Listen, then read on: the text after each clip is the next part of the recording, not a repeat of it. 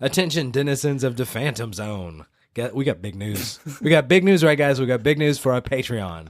It is actually, it's always been up. We've had it for a long time, but now we actually have real things to offer, and I think that's the big difference. I am super excited because I love stuff, and I love talking about stuff. Yes. And the Untopicked stuff is awesome. Yes. Right. Oh, yeah. Yeah. So we do have Patreon exclusive episodes. Yes, we call them Untopicked. The Untopicked. We made up a word for you. Yeah. We're not bound by the tyranny. We're emancipated from the tyranny of topics. Yes. Yeah. So we talk about kind of what's going on in our personal lives, Untopicked from our normal episodes. And also Game of Thrones. Yeah, until Game of Thrones ends. But then I'm sure Kayla will find a way to Incorporate it, in. always. So if you donate to our Patreon, you automatically get access to those episodes. Mm-hmm. You also get a little bit of merch. Yes. Yeah, and you get discounts on other merch, and that's exciting. Yes. Yeah. So merch and merch. I have Double a tote bag merch. and a shirt. I want Yeah. those stickers, man. It's very exciting. You're automatically entered into any of our giveaways, which we do on a regular basis. That's all kinds of crap. All you have to do is donate to our Patreon, and also you will be helping our podcast. The following episode contains or may contain spoilers. So if you're spoiler sensitive, maybe beware. Yeah, you sensitive people. Get out. Oh, get in.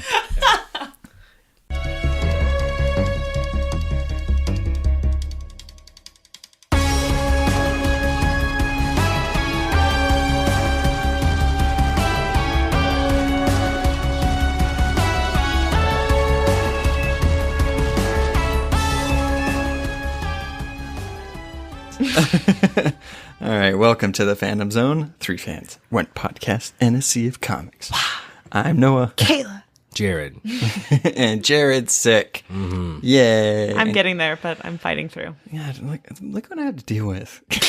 Sick people. Hey, we had to deal with you when you had holes in your mouth from your wisdom teeth. That is true. Yeah, I'm so glad it didn't sound like that. Did it sound like that on the episode? I can't remember. You sounded, it's kind of like what Jared, his voice is deeper. That's how you kind of sounded. Yeah. Oh, well, that's fine then. Okay, good. So today we are getting away from Marvel and DC. We're having a little palate cleanser because Endgame happened and all that other stuff. We need a break. Yeah, and I think it's good to have a break. There's other comics out there that aren't just by the big 2 or 3 or whatever you consider to be Indie comics. Yeah. So like importance of indie comics. I mean, I think they're integral to the art of comics and that medium itself. Mm-hmm. I mean, the biggest thing that I can think of off the top of my head is they give creators a platform to talk about anything they want, and also like the controversial things, political things, whatever they want to do without the overhead and the big eyes of the 2 big Without the publishers. CEO of the company Yeah. going like, we can't talk about that. We might offend people who don't agree. Yeah. Yeah. And the indie comic creators are just like, I don't fucking care. I'm just going to write the story that I want. Yeah. They typically tend to be more bloody too. I'd say. Which, That's a weird note. What type of indie comics are you reading? well, Bloody ones. bloody ones. I mean, I'm a huge fan of gore, and that's my go-to. Yikes. Yikes. Yeah. But I think one of the things I hope I'm getting this saying right, and I think it's perfect for indie comics, is that writing is an art, but publishing is a business. Yeah. And that's so true with indie comics, because I think that indie comics, knowing that they take pride in being independent and not having this big political landscape that they have to traverse, that they kind of let their creators just freely do what they want. I mean, I'm sure there's a within reason, but some of the stuff I've seen is like, wow, I can't believe this is on shelves. Yeah. Yeah. I don't know. Also, a lot of indie comics, I think, with the ideas that it's creator owned. It's not true across the board, but that is one thing you don't get with Marvel and DC. They're wonderful, and there's a lot of reason why it makes sense that, like, and I think a lot of people don't know this if they're not really all that well acquainted with comic books. If you are writing, let's say, Champions or Avengers or Justice League, and you create another character for that series, you don't own that character. You have none of the rights to that character.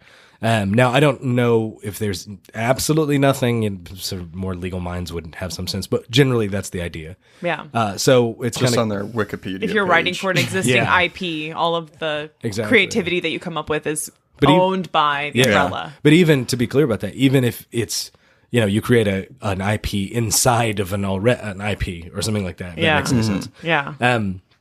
But and actually, on that note, I think even if you create a new series for Marvel, like let's say I'm you do a whole sure. cloth one, they still own it. Yeah, I'm sure that's probably in your contract when you're hired. It's Absolutely. like everything that you come up with is ours. We'll pay you. It's still ours though. We own it. Yeah, so that can be an advantage. And if you guys know the history of Image Comics, for instance, they started with that express purpose that it was a company that would sort of have really, really popular creators that had a lot of clout, created their own business in which they would all have the exclusive rights to their own creations. That's cool. So they're kind of taking over the business aspect of it. Like they're helping with the publishing, the marketing, putting the books together, but they're not actually in charge. It's kind of like Amazon. Exactly. It's like creators can come to put out their stuff, but they still own it. They just give them the platform. Yeah. Yes.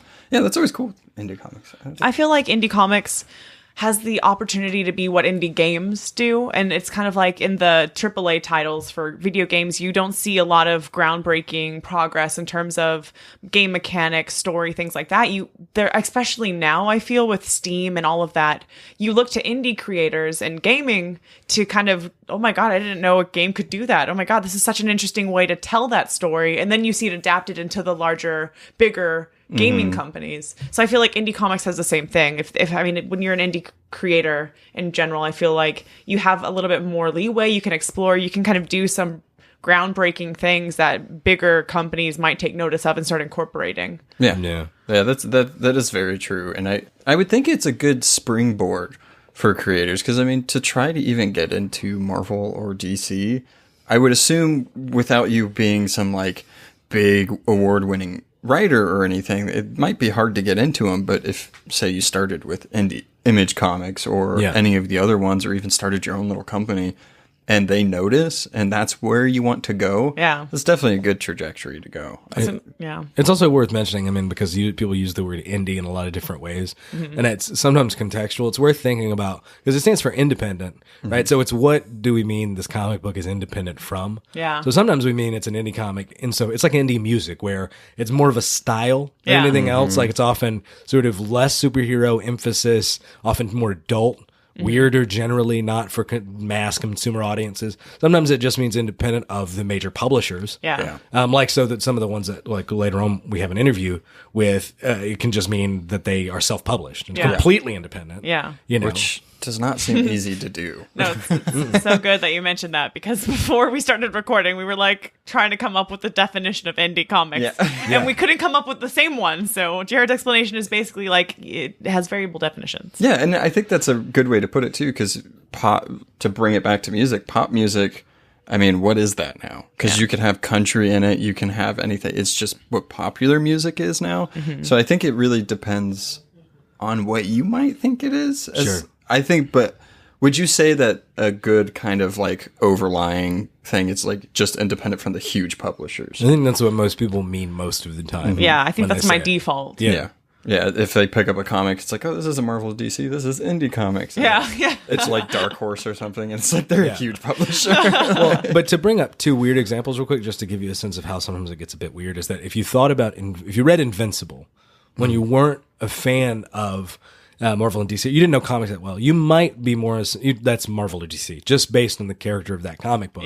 Or then you could read Sandman, which is, very, esoteric and out there and philosophical and weird, but that was published by DC. Now, it's their Vertigo line, but it's worth mentioning that, that they have all the same sort of, I guess they don't have the editorial constraints at Vertigo. Yeah. That's the thing they don't have. Yeah, if you read like the Hellblazer, which is Constantine, that's under that same publisher, it's definitely, that's where like their dark comics go. Like, because I know DC just recently came out with a like a black label kind of line. Like they put a black label on the comics that might be a little too mature compared to their other ones, but like Vertigo is where you go when you want like these big overlying like philosophical and kind of really dark and gritty stories. And also it's important to mention, not to be too cynical about it, but a lot of it's a branding issue.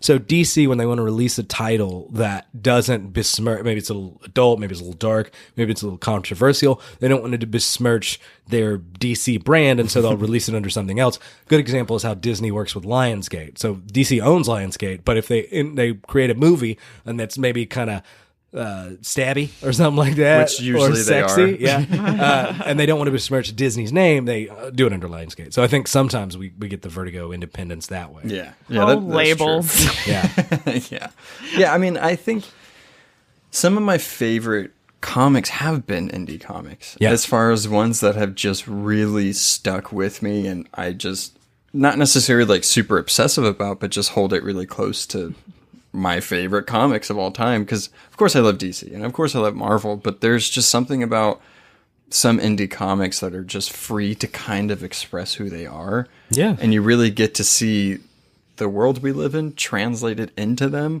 even if it's in space with a Prince robot and a transgender alien. I don't know what you're talking about, but So we went 7 episodes-ish without Noah mentioning Saga.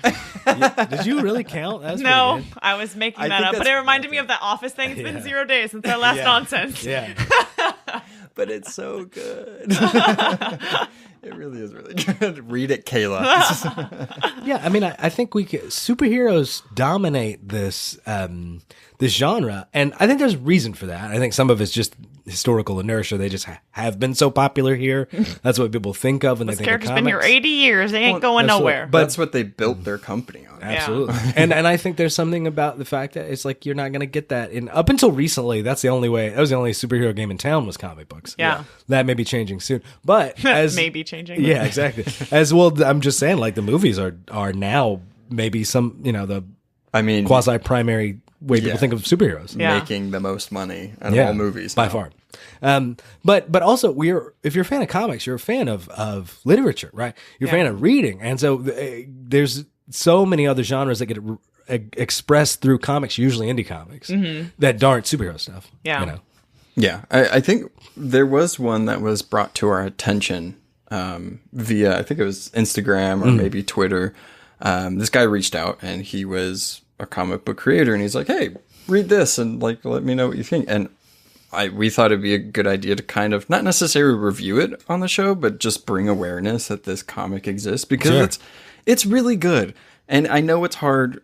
We're technically an independent, podcast, so we know how hard it is to kind of do the hustle and push stuff that we create, let alone comic book creators being so dominant in DC and Marvel.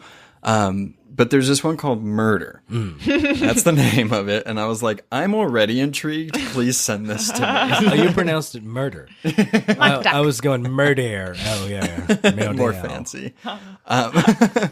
So it's by Matt and Brittany Loisel, which, right? That's how you would say Loisel, it, maybe? right? Yeah. I don't know how to pronounce things. Thanks, guys. But right off the bat, so I won't give the entire story away because you can get this online. It's so easy. Wherever you're listening from this from, you could get this comic on the same thing.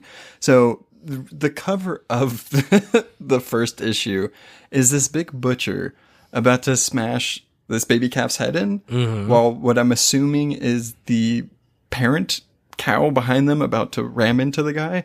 So that just paints the picture. There's a lot of blood, as you would imagine, in a comic called Murder. There's so much blood. The art's really good. It reminds me actually of Russell Dauterman, if you guys know him. Yes. Yeah, it's really good. Very reminiscent. No, Really yeah, good I think the art's fantastic. And I think, so it is weird that we're, not weird, but it's good that we're saying the art's really good for an indie comic. And I think that's something that always gets lost with indie comics, because I think people may think that, oh, they're independent, they don't have the top-notch talent. It's like, well, if you just look at artwork anywhere, you'll find really good artwork and you'll find not so good artwork. But I think that's the same with DC and Marvel. Yeah, I mean, there's many times where I've read a comic where I'm like, I can't, the art is just so bad. I want to believe that Marvel and DC just have the greatest talent in the world, and they kind of do in terms like the best people are there for sure. But the thing is that there's definitely been artists that we've read independent stuff because of this podcast where it's every bit as good as what they publish. I think there's just so much art out there, and it's really hard to be an artist that finds that gig. I'm sure 1% of artists get to work for that. So. Yeah. Kind of like an anecdote. I know I've said this all the time. I'm kind of an art snob. So good art, or like what I deem as good art, is important to me when I pick up a comic. But it kind of reminds me of that story of the person that did One Punch Man. Yes. Where, I mean, it's super big now, but if you compare his first couple of volumes, the art wasn't great, but the story was fun and people liked it. So, Yeah. I mean, art isn't the only thing that people should look for. If the story is compelling, the art might get better. Just stick with, So murder. Back to that. The premise of this comic, I've only been you should have gone with this segue. And that was a story about a murder in Batman. Oh yeah, murder. Murder. So this one, it's about animals starting to be able to telepathically link to humans. Yeah. And it follows the story. I love this guy's name. Is the Butcher's Butcher. Yeah. That's this guy's name. That's his hero name. Well, this hero he's not afraid to get his hands dirty at all. So he works in a giant manufacturer, like slaughterhouse. Yeah. And he's being able to telepathically link to all these animals. Mm-hmm. So just imagine carrying a bucket of chicks to be put into a meat grinder. What would they seem to be saying? That's what this comic does to you. Yeah. But it's so good. I think it's such an original idea.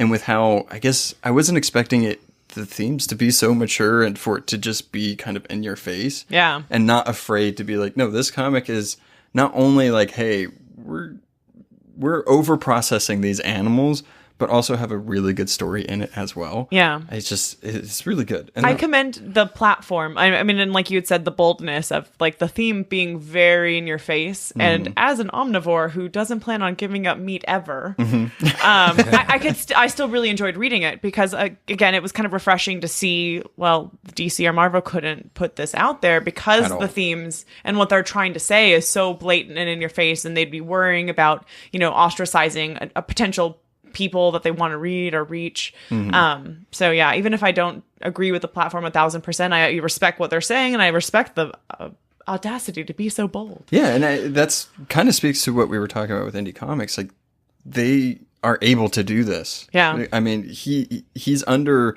technically an indie comic label. Mm-hmm. It's a very small one, but he's able to do this. This is a story he wanted to tell, and I think it's refreshing to see something like this. And I think there's something with this political message that there's parts where everybody can kind of agree on. Yeah. Because we were talking about it beforehand, and some of us might disagree, some of us might not. But it's like, I mean, we can agree that maybe the way we're doing this isn't good. Yeah, I mean, it goes beyond, obviously, this comic is specifically focusing on the animals and like, oh my gosh, if you could hear what they were thinking as they're about to die, of course, wouldn't that change your mind?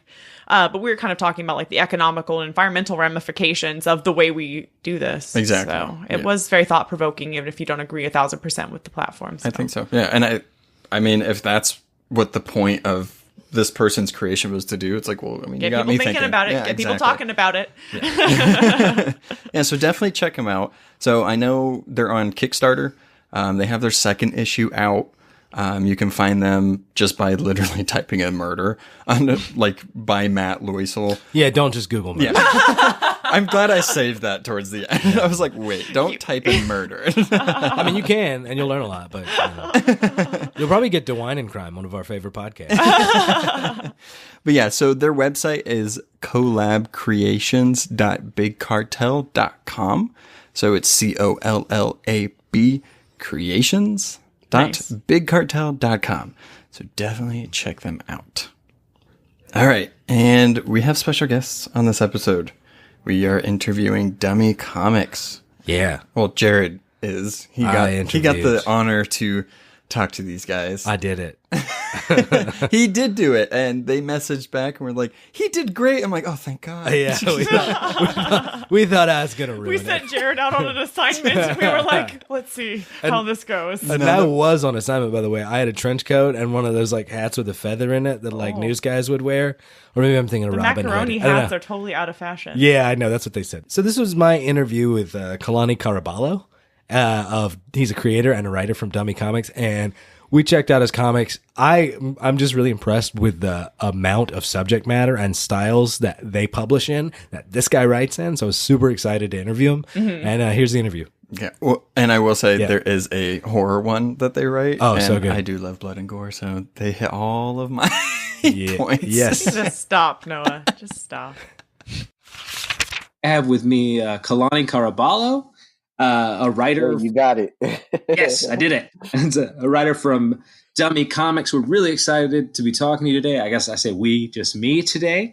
But I gotta ask right up top, what's with the name Dummie Comics? It's intriguing. Right. I am curious. Oh, absolutely. We get this all the time. It's a pretty much when we first started publishing when I had started telling people that we were going to start publishing comics and I was going to start doing comics, a lot of people told us we were dumb.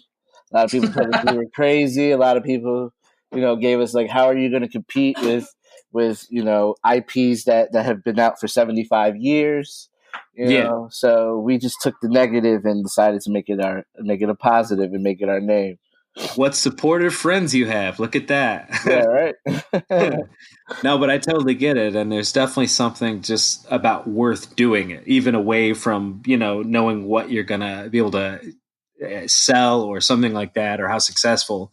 So you're the writer of the comic. That's correct. Yeah, absolutely. I am the writer. And sometimes I am an artist too, sometimes. and to me, it seems like a writer writes. So, obviously, even before you get to this idea of like, can I compete with like famous and well-established IPs? It's like, you're going to write your stories. Yeah, absolutely. I mean, that was a thing that, when I first started, I did a Google search on, I guess, like kind of a tutorial on what to expect.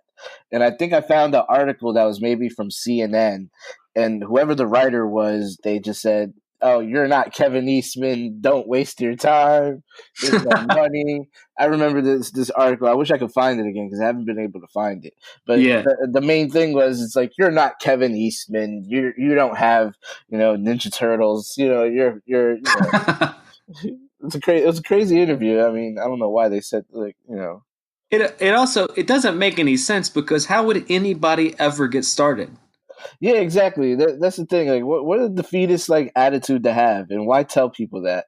Why tell people, no, don't do it. Don't chase your dream, even if it doesn't make you rich in the end or whatever.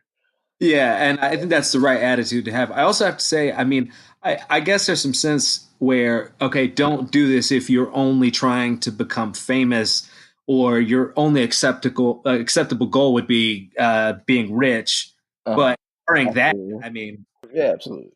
So one of the things I wanted to ask you, because when I was reading your comics, and by the way, they're very good, and I encourage any of our listeners to pick them up. Please do. Yeah, it really is good. It feels like very classic stuff to me. It feels very well acquainted with genre. But what we've seen, I've seen three. I've seen Home, Messenger, and Manifesto. And the thing that struck me immediately was how different all these things were tonally and genre. And you wrote all of them. And my curiosity is, do you just have a lot of these interests, or were you trying to challenge yourself and saying, I'm going to write it in as many genres as I can? Like, how did that go? Yeah, in the beginning, I think that's what it was. I just wanted to show my range as a writer. So I wanted to, kind of showcase that I can write anything, basically, that I put my mind to. So that was my goal. And the difference between everything, like I said, the first things that I originally started, Home was the first thing that we started, that really started writing and publishing. And then Manifesto came, and then Pistol Grip came, then Messenger. So really things just kind of just morphed themselves into an idea came, and it was pretty much just running on the high of the idea. I totally get that. And just for our listener, I want to just give you guys a sense real quick. Home is a horror story, and it feels, it's a really brilliantly done ghost story. And then Messenger is this, I'm very intrigued because I haven't read that much. It's just the very short intro, but it's sort of like cosmic, God is trying to destroy the earth kind of thing. Yeah. And the interesting part about Messenger is I didn't create it. I only wrote the story. My dad actually came up with the concept, and he had a bare bones concept, and he was like, "I want you to write this. I want you to make this." And so I took a lot of his ideas and pretty much brought my dad's ideas to life. Yeah, I noticed that in the credit that it had a different sort of, it either said like a different creator or something like that. Mm-hmm. Yeah, absolutely. Yeah, he had to get his credit.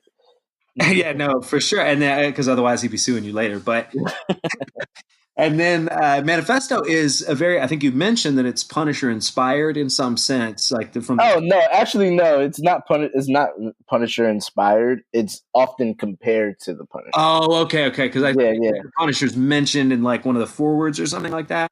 Oh yeah, well no, we did the Armory, which is I see. yeah. So if anybody who's a fan of Punisher comics, if you pull out your Punisher Armory comics, Yeah, the ones where he's talking about the guns, his different weapons, and different tactics, we ended up doing one for our own character, as a tribute. And and it was kind of one of those things where we kept hearing about we kept getting the Punisher comparison, so we were kind of like, man, let's have fun with people, let's do one, let's give them a reason to talk. And it is absolutely, and it's a very gritty like cop depiction. And I, honestly, like I know people are going to make those comparisons, but I saw differences pretty readily. Like absolutely. So our character here, Wolfman, right? Like he really seems to enjoy what he's doing at a level I get with the Punisher usually. Because Greg Wolfman has no moral compass. For your listeners that don't know, Manifesto is about a police officer named Greg Wolfman. It's a revenge story.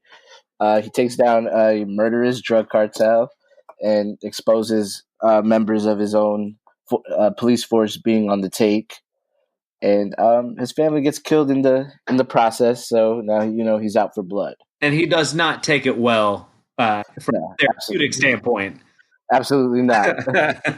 And I do want to circle back to the to specifics. They really are great stories, but because our episode is about indie comic creators generally, I have some questions for you, just sort of about your general sort of experience in comics. I mean, one, I want to know what made you want to get into comics as a creator. Well, around the time that I was really falling in love with comic books, and through that love came an idea. Because I'm kind of a person that has a bit of an addictive personality. Sure. So when I fall in love with something, I love it to a point where I want to be a part of it. But mainly, it came from I had an idea for a comic, and I just wanted to do one. I wanted to put my mind to something, because at the time I was doing music, and the music thing was kind of fizzling out. I kind of needed a new beginning. I needed a fresh start.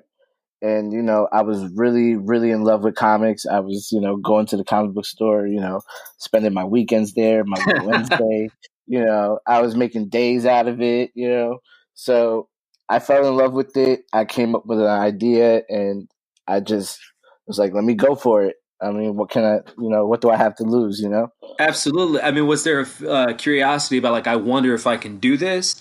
Like, I mean, oh yeah, absolutely. I mean, it was a thing of, it was a lot of things. It was a mixed emotions. It's like, oh man, is this going to be a thing? Like, am I just going to be one and done? Sure. Am I going to keep this going? Is this going to actually be a thing? And I can tell you that, yeah, everything that it was, I mean, if I compared it to now, like I said, there's time, like I've had days where I've dreamed of days like this, I mean, just by virtue of doing it, like just trying it, you already were ahead of 99% of the pack. Like I'm struck anytime I talk to any kind of artist, it's like, do you know how many other people are talking about doing it? Just getting started. Oh yeah, absolutely. Well, I'm a big hip hop guy, so I listen to Nas. Nas has this saying that he says, "No idea's original. There's nothing new under the sun. It's never how you do it. It's how it's done." Nice. So there you go. So that's kind of been that was my. I know it's a thing that people do. I know a lot of times it's a thing that people say. I mean, convention floors are littered with people that everybody has an idea. Everybody, wants to write. Everybody wants to draw. It's just a matter of actually sitting down and actually doing it and going forward with it. Absolutely. And I think people talk about laziness a lot, but I think more than that is just fear of failure. People are afraid to find out that they're not good at it or something like that. And oh yeah, I mean, you got off your ass and did it. Yeah, absolutely. And it also, you have that feeling of, is this story something that people can get into? I had those fears with Home. I had the same fear with Manifesto, with pretty much everything. I've had that same fear of, man, who's going to be the person to read this? And, I tried putting, an audience to it, or what would be the person, like, what would be the type of person that would buy this, Who would your audience be, essentially? Yeah, exactly. And, and I can tell you that, it's far different than what I had in mind, Oh, I don't doubt that at all. I'm also curious because you seem, I mean, like, honestly, this is pretty indistinguishable from most of the comics that I read. I think the quality is very much up there. Did you have writing experience before you started this, or is this your first foray into like doing kind of narrative structure and stuff like that? Yeah. I mean, well, when I was in school, I was always good at creative writing. Mm-hmm. So when the assignments were write a story about something, I excelled at that. But I had writing experience as far as doing blogs. I was doing music blogs back, like, a while back. We came out. I was part of a team that came out with a underground music magazine. It didn't really go anywhere, but I had a column in it. So you've been doing the writing in some capacity. Yeah, just in that sense. But a lot of my blog writing, when I would write about a concert or an event, it was very well descriptive, and I did get a lot of compliments of people saying, "Yo, you should write. You should try writing something." And it's like, I kind of put it off because the music thing was where my head was at. For sure, yeah. So when it came down to the comics, it was just. I was like, I could write stories. I know, who, when, where, and why. I know, like, I was like, I have the basics down packed. I know this is something I could do if I put my mind to it. I mean, yeah, I think it's, like I said, very technically impressive. So, for instance, with Home, I mean, I'm a horror fan, and I think what's really important in horror stories is pacing. And I was really impressed with the pacing in this. I mean, in other words, you have. It begins. I don't want to give anything away. I really want people to read this, but it begins with some really gory stuff, and it's back into a very domestic situation, and you let it kind of unfold. And like I said, I was just really impressed with that. I also feel like every good horror story is kind of a mystery too, and very much here. And I'm curious, was that just your intuition, or did you kind of know, okay, I need to let this I need to allow this to be a mystery, not just have scary imagery or something like that? No, absolutely. As far as like the pacing, well, Home itself is based on a true story. So the events that do happen, did happen in real life. I almost didn't want to know that. I'm very stuff. I read that. Yeah. Mm-hmm. Yeah, it's about my best friend growing up. My best friend Giovanni. His house was haunted, and a lot of the events that, like I said, that take place in the story actually did happen to him, and some happened to me, but it was mostly him. But I heard it secondhand, so I was able to kind of take the events of everything that happened and kind of give it a number, basically, like a bullet point. Okay, this happened this time, then this happened after that. So it was a lot easier to write it when I had that going. So as far as like outlining, I was like, okay, cool, I could talk about this. I could add these little nuances and different things. So. For sure. I mean, it's very imaginative for one. Some of the scares come from very unexpected angles, and then it's also funny. And that's what I appreciated. There's a moment, I don't want to give too much away, but there's a moment where it kind of shoots back to the dad in a crowd, and he says something about, see, they should have been dicking around or whatever. Yeah. Hilarious. I really did. Absolutely. Yeah. Absolutely. And so you've been doing comics for a while. How long have you been doing comics? So I should have backed up and asked that, but let's get. Okay. Well, we've been publishing since March 2016. Okay. But I've been writing and trying to get to the publishing aspect of it since 2014. So okay. So I mean, what have you had any, like, what's a major challenge that you've had, but either creatively or on the business end? I mean, has there been any like major stumbling block, or has it been more or less just like a slow, easy evolution? Well, I mean, the first year was the toughest. We didn't know how to get on events. We didn't know how to find events. We were so wrapped up in trying to get the book out that, we didn't research events and how to get on conventions and, how much money goes into it as well. And, so the first year was kind of the learning curve, basically, for us as far as finding events, finding artists, looking for different things, towards like the second year, that was more of our, okay, we kind of know a little bit more. We're kind of a little bit prepared, but we're still not there yet. But then last year, 2018, it was kind of more of a breakout year. We kind of figured out, for sure, doing store events, getting on conventions, figuring out traveling, and we've been growing into our roles, basically. Yeah, and it's all those little logistical details that you never would have assumed from like starting out. Oh yeah, absolutely. See, that's where like Chrissy comes in. Chrissy's more of the traveling and the business end of that and handling the money. I'm more of the artist, like just let me create. You're lucky to have Chrissy in that respect. And I mean, I'm a stand-up comic, and I have to tell you, like, having to worry about, as you know, like the business end is not how my mind works, and having a producer just makes all that so much easier. So was that something when you started, you were like, yeah, I don't want to deal with any of that bullshit, or did you have to develop that as you went? Oh, pretty no. much. I did pretty much think like that, but I mean, I've kind of, developed it, kind of, morphed into it. Like I figured out different things, like, as far as getting on this podcast, I've been contacting, I don't know if I've been speaking to you or the other two hosts that are on the show. Yeah, you've been speaking to Noah, and but yeah, we've all kind of been hearing about what's going on. Okay, yeah. So, I think I found you guys through a hashtag, and yeah, I know I contacted you guys, and I was just pretty forward and direct, like, hey, so you have a podcast. I have a comic book. Can I get on? Can we do a conversation?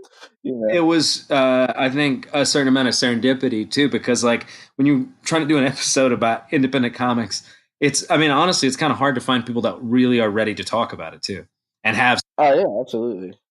I could imagine that. I mean, I've never ran a podcast before, but I would figure that you guys get hit up all the time for that kind of stuff. I think sometimes, but then they, a lot of times people don't really know what they want to say, or the other thing is sometimes people don't really, it doesn't fit into like what we're doing, and it's like, oh, you guys are awesome, but like so we were like, well, we really want to do an independent comic thing, and we want to do independent comic episodes that are sort of like referring to big stuff, but at the same time, I mean, this is a very like open kind of art.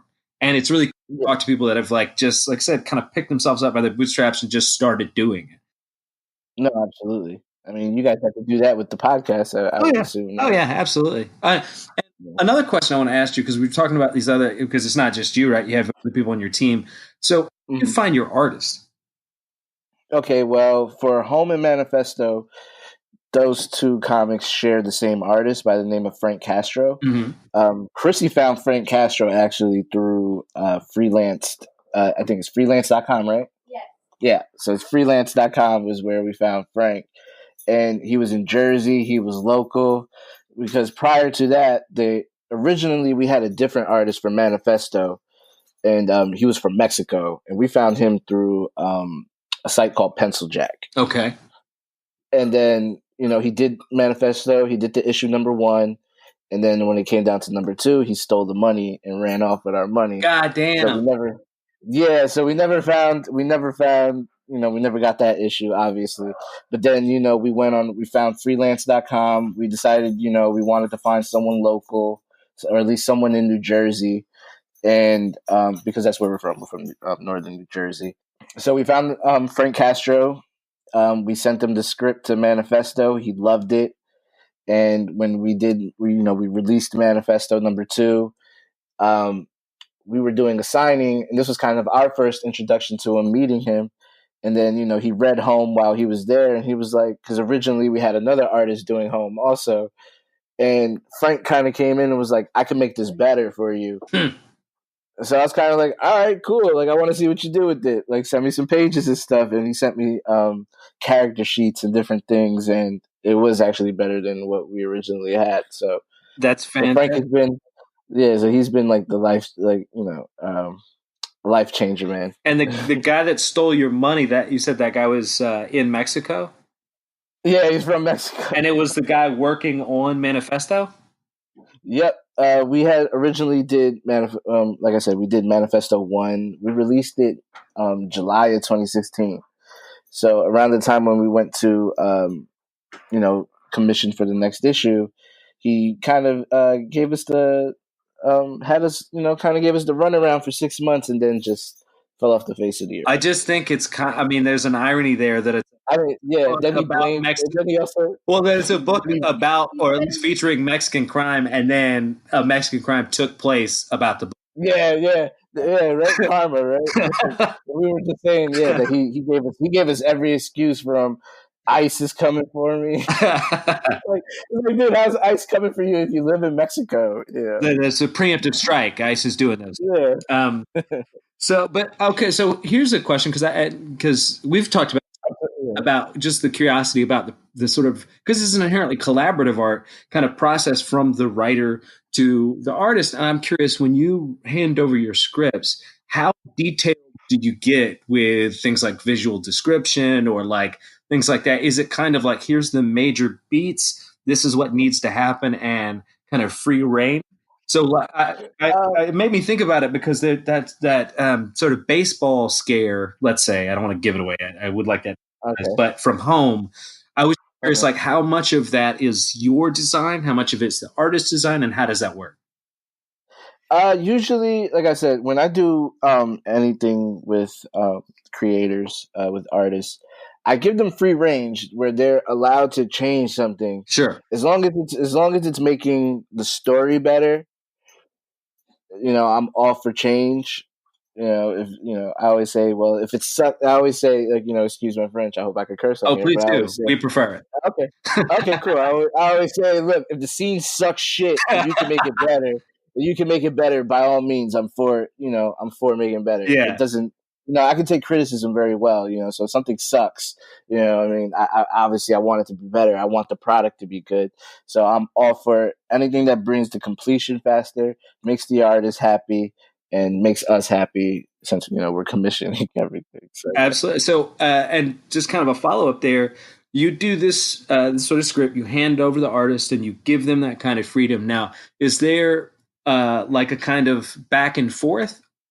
So in other words, you just give the script, get back what they give you, and it's sort of like, okay, this is what it is? Or are there several back and forths where you like make corrections and then ask them, oh, can you add this? Or I got another idea. Like, does that make sense?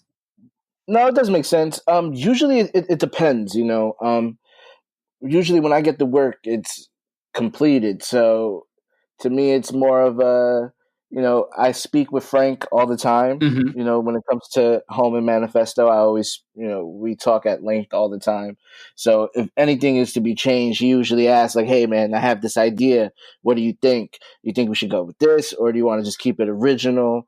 And it's like, nah, depending on, if it's good, if it makes it better, So while I'm always open-ended. While he's rendering the art, he's kind of still in communication with you. So yeah, absolutely. And then once he sends me the finished work, he's like, hey, man, let me know what you think. If you need me to change anything, and I'm usually more of a guy that's like, when it's done, it's done. But to me, it's usually always, as long as I'm happy, as long as Chrissy is happy, the editor's happy, I'm good. Well, so it's, like I said, it's open-ended. So, we speak all the time, and if something's good, if I don't like something, he'll change it. Most of the time, it's mostly Frank that does a lot of the changing on his own. He'll be like, oh, I don't like the face on here. I can make it better, So he's more of a, he's like, he has like a, I guess, something he's trying to hit as well. Like he has his own goals in it as well, just as much as we have our own goals. Yeah, and his own, like, kind of, it sounds like self-editing process and everything like that. Yeah, absolutely. Man, I wish we could talk for longer. I got a few more questions to kind of round us out. Okay. But so one thing I'm curious, and do you have any influences? Do you think in terms of your influences? Well, I have my favorites. but I realize that I can't be them. Sure. Like I have to be myself. So, you know, I do have my favorites. I do read a lot. I do, you know, check out stuff. I do study things. You know. Yeah. But most of the time, I'm trying to, you know, I'm trying to be them. So I know that, you know, I have to be myself as much as possible and try not to be too influenced. I totally understand that. Another question for you: do you feel like you have a goal in mind in terms of where you want to go artistically in the industry, or is it like I'm just going to play it by ear and one step at a time? Kind of one step at a time. I know that, you know, I want to stay as independent as possible. You know, that's the main goal, is to just stay as independent as possible, make Dummie Comics a household name. You know? Hell yeah, and keep that control. Stand on its own. Absolutely. That's great, man. And I guess just a few more questions. One, do you have any advice for people that are trying to get into indie comics and not just trying to sort of start their own thing, but like if they're just trying to start writing or something like that? So any advice for kind of new artists and stuff like that? My advice is always to just do it, man. Just have fun, have as much fun as possible. Don't be afraid to, you know, break the mold a little bit. You know, break the rules as much as possible and make your own rules in that same process. Hell yeah, man! I think that's great advice. So thank you so much for being on our little podcast. We very much appreciate you taking the time. First of all, where can we find your stuff? You can find us on Facebook, facebook.com/Dummie Comics Inc. That's DUMMIE Comics INC. We're also on Instagram, Dummie Comics Inc. You can find us on Webtoons. You can find Home on Webtoons. You can find Manifesto on Webtoons. A preview of Messenger, and you can find Pistol Grip on Webtoons as well, where you can view everything for free. And if you guys are interested in buying and purchasing, you can check out gumroad.com. That's GUMroad.com/Dummie Comics Inc. And everything is there readily available.